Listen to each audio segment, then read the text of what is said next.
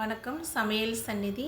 இன்றைய சமையல் ஆந்திரா ஸ்டைல் கருணக்கிழங்கு காரக்குழம்பு எப்படி பண்ணலான்னு பார்க்கலாம். இந்த அளவுக்கு புளி போடுங்க, தண்ணியில் ஊற வச்சுக்கலாம்.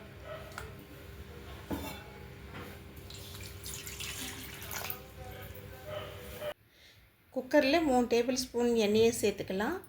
புளி குழம்புன்றனால எண்ணெய் கொஞ்சம் அதிகமாக தேவைப்படும். எண்ணெய் சூடானது 1/4 டீஸ்பூனை விட கொஞ்சம் குறைவாக வெந்தயம் சேர்த்துக்கலாம். 1/2 டீஸ்பூன் கடுகு சேர்த்துக்கலாம். 1/2 டீஸ்பூன் சீரகம் சேர்த்துக்கலாம். இந்த 3 கொஞ்சம் பொரியணுங்க. பொரிஞ்ச பிறகு ஒரு பெரிய வெங்காயம் கட் பண்ணி இந்த மாதிரி சேர்த்துக்கலாம். வெங்காயம் பாதி அளவு வதங்கிக்கலாங்க. வெங்காயம் பாதி அளவு வதங்கிடுச்சு. இப்போ 15 பல்லு பூண்டு சேர்த்துக்கலாம். 2 பச்சை மிளகாய் இந்த மாதிரி கீரி சேர்த்துக்கலாம். சேர்த்துட்டு ஒரு 5 நிமிஷம் நல்லா வதக்கிக்கலாம். வெங்காயம் பூண்டு பச்சை மிளகாய் நல்லா வதங்கிடுச்சுங்க. கொஞ்சமாக கருவேப்பிலை சேர்த்துக்கலாம். கொஞ்சம் பெருங்காயமும் சேர்த்துக்கலாம். 1/4 டீஸ்பூன் மஞ்சள் தூள் சேர்த்துக்கலாம். சேர்த்துட்டு ஒரு வாட்டி நல்லா கலந்து விட்டுக்கலாம். கருணக்கிழங்க தோல் சீவிட்டு 2 வாட்டி நல்லா அலசிட்டு உப்பு தண்ணியில் சேர்த்து வச்சுருக்கேங்க. கட் பண்ணி இதை நான் வேக வைக்கல, பச்சை கிழங்கு தான் உப்பு தண்ணியில் சேர்த்துருக்கேன். இப்போ கட் பண்ணி வச்சுருக்கிற கருணக்கிழங்க தாளிப்பில் சேர்த்து ஒரு 3 நிமிஷம் வதக்கிக்கலாம். குழம்பு மிளகாய்த்தூள் நான் 1 டேபிள் ஸ்பூன் அளவு சேர்த்துக்கிறேங்க. உங்கள் காரத்துக்கு ஏற்ற அளவு நீங்கள் சேர்த்துக்குங்க. சீரகம் வெந்தயம் 2 வறுத்து பொடி பண்ணி வச்சுருக்குறேங்க. அது ஒரு 1/4 டீஸ்பூன் சேர்த்துக்கிறேன்.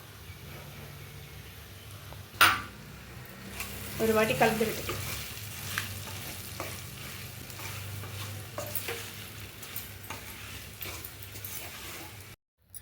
கொஞ்சம் தண்ணி சேர்த்துக்கலாம்.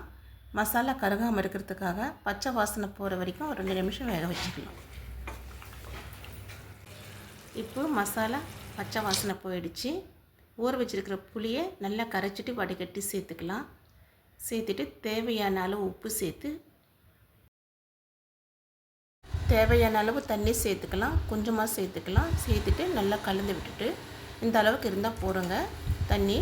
இப்போ மூடி போட்டு 2 விசில் வர வரைக்கும் மீடியம் ஃப்ளேமில் வேக வச்சுக்கலாம்.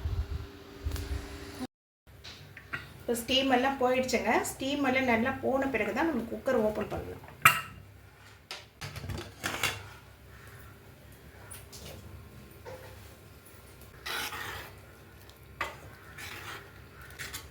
குழம்பு வெந்துடுச்சுங்க. கருணக்கிழங்கும் நல்லா வெந்துடுச்சு. ஏன்னா புளி சேர்த்துனால தான் இப்போ குக்கரில் வச்சு 2 விசில் விட்டுருக்கோம். தனியாக நம்ம காரக்குழம்பு பண்ணும்போது கிழங்கு வேக வச்சு தனியாக சேர்த்துப்போம். கருணக்கிழங்கு காரக்குழம்புங்க ரொம்ப ஈஸியாக செஞ்சிடலாம். இதில் தக்காளி சேர்க்கலைங்க, வெறும் புளியை வச்சு தான் காரக்குழம்பு செஞ்சுருக்கோம்.